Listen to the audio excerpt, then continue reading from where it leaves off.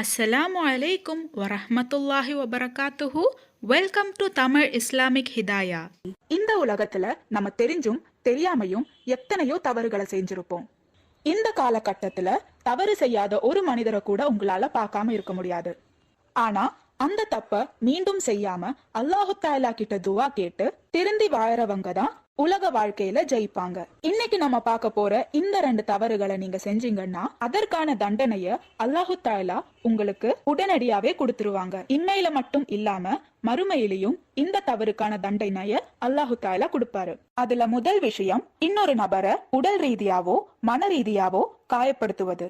நம்மளால மனசங்கடத்துக்கு ஆளான இன்னொரு நபர் அல்லாஹு கிட்ட நமக்கு எதிரா துவா கேட்டாங்கன்னா அல்லாஹு தஆலா நிச்சயமா அதை நிராகரிக்க மாட்டான். அதோட தாக்கத்தை நீங்க நிச்சயமா மிக விரைவிலேயே பாப்பீங்க. இந்த தவற நீங்க சாதாரணமா கணக்குல எடுத்துக்க கூடாது. நீங்க காயப்படுத்தின அந்த நபர் கிட்ட போய் மன்னிப்பு கேட்டு அந்த நபர் மனசறிஞ்சு உங்களை மன்னிச்சா மட்டும்தான் அல்லாஹு தஆலா உங்களை மன்னிப்பான்.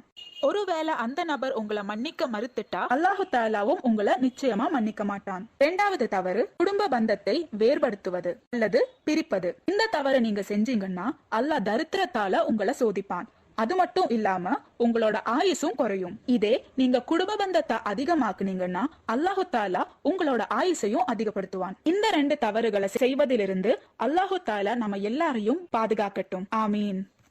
இந்த பதிவுல உங்களுக்கு ஏதாவது சந்தேகம் இருந்துச்சுன்னா கமெண்ட் பண்ணுங்க. நீங்க மரணித்த பிறகும் உங்களுக்கு நன்மை வந்து சேர்ந்து கொண்டே இருக்க இன்ஷா அல்லாஹ் இந்த ஒரு வீடியோவை ஜாரியான சதகாவா நினைச்சு உங்க நண்பர்களுக்கும் ஷேர் பண்ணுங்க. அல்லாஹு தஆலா நம் அனைவரின் வாழ்க்கையிலும் ஹைரும் பர்க்கத்தும் தந்து அருள் புரிவானாக. ஆமீன்.